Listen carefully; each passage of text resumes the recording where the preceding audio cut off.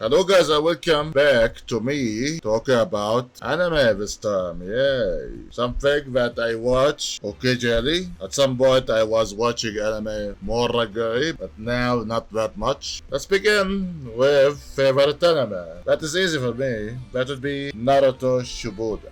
I like the events of this anime. I love the objective of Naruto to become a Hokage at some point. I really recommend you to watch this. It's really good. Ben arc is my favorite arc in this whole anime for various reasons. I love Hinata. Hinata is my precious princess in this anime, man. Indeed she is. And I love the romance between Naruto and Hinata. What else we can talk about this anime? I mean, Naruto Shippuden, I can talk about it like for a separate video, really. So many emotional events happened during this one. What mentioning specifically here, so I will not spoil the anime for you. Let's say I cried during watching this anime. I did, multiple times. It gets emotional, that is for sure. So that's why this is my favorite anime. What I don't really like about it, like it's not perfect of course, Sasuke Naruto situation, and that's it, without spoiling anything really. Best story, that would be again Steins Gate.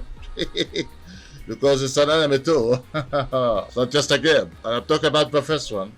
I don't know. I am a fan of the first one more than the second one in anime. Second one, it lacking in details, I guess. It doesn't really explain some characters that amazingly, like the first one. That doesn't mean it's terrible or bad, no, but it's less effective for me than the first one. That is for sure. But what I like about it is the opening theme. I think it was the opening theme, yeah. But the story, I don't know, man. I felt it need more polishing, I would say. That would be the correct word, I guess. That's why the first one is my favorite. Hence, best story. Favorite art style for anime. Took me a bit to find what I actually like, but I would say Tokyo Ghoul. That would be my favorite art style. The story is also good, I like it. I like what the protagonist going through. That's why I think again. The duality of the protagonist too. Biggest personal impact, that would be Naruto Shippuden. I can't think of anything else better than Naruto Shippuden. Like this one did influence me in some way or another, because Naruto here is being neglected in the story, and he at some point the village recognizes his effort. So I love that if you work hard enough, at some point people gonna recognize your effort, no matter how long that gonna take. Best fight scenes, that would be again Naruto Shippuden. But to be specific here, that would be in Ben arc.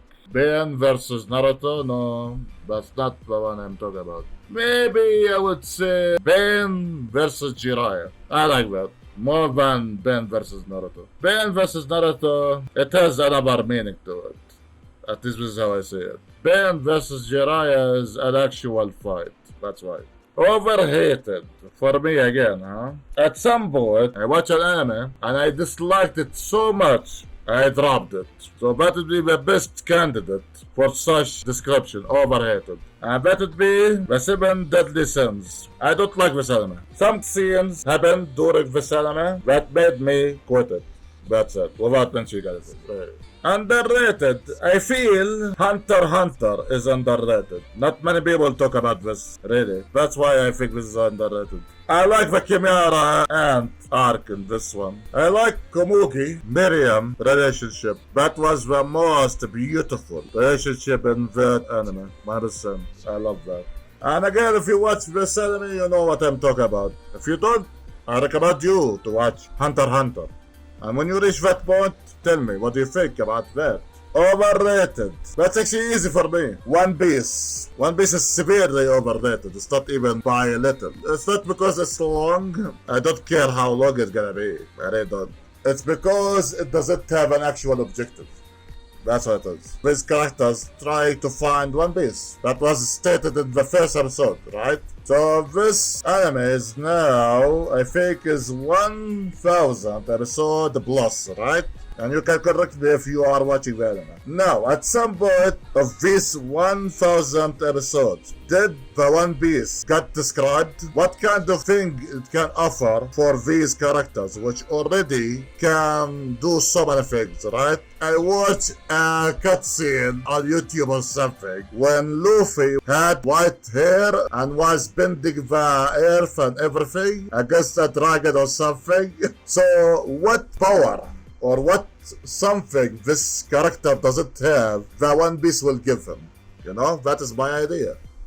There's no objective in this anime. That's why this is overrated. Like, the only thing the watcher can get from this anime is the relationship between the characters, and that's it. Again, there's no objective, and you can't correct me. Please correct me. There you go. Please make questions. What is One Piece? What kind of power or something it can give to these characters that they don't have? That's why we are searching for it, right? Why would you search for something that you already have? Again, Luffy already fought a dragon. So what more? You tell me. Hence, this is overrated. Has aged well. I would say Death Note. I love Death Note. And it's actually aged well. I love Light Yagami. And the ideology he has, the intelligence I would say he has too, is good. Yeah. Of course, his ego is what made him big exposed, quote unquote. That's why this anime ending I don't like. But sure, I guess, sure. But I like the idea of that. I really do. I'm not gonna say about that. I almost spoiled it. Man, what is wrong with me? Criminally overlooked. Something that I don't watch at all. My Hero Academia. I hear so much about this, but I don't find this appealing. Hence, criminally overlooked. I don't know. Favorite protagonist? That is easy. Light Yagami. Thank you. From Death Note. Again, I like Light Yagami ideology, I like his intelligence, I like the way he approached his judgment, but I don't like his ego. I really don't like his ego. That is why things went south. There you go. Believe me, without his ego, things will be amazing. Really, the ending would be the ending I want, but it didn't. It didn't. Bad. That is bad. That is bad. Favorite antagonist? Without any doubt, Pain from Naruto Shippuden. This is certain, 100%. Pain is my favorite villain in this whole anime, really. If you go to my Yahoo Mail, you're gonna see Pain as my profile picture there. That's how much I love Pain as an antagonist. A character seeking revenge versus a whole village. Too bad he lost to a plot device, else he would have won. I wanted Pain to win. I think Pain could be an actual ending to Naruto Shippuden. He could have. Man, the blood device in Naruto Shippuden at that moment was really strong. That's it. Best soundtrack. Again, Naruto Shippuden. Heaven Shaking Event. And I'm gonna play it. I don't know if it's gonna be copyrighted or not. If it's gonna be copyrighted, so you will not hear it. But if it's not, you're gonna hear something. That is the best soundtrack I ever heard in anime. Especially this part.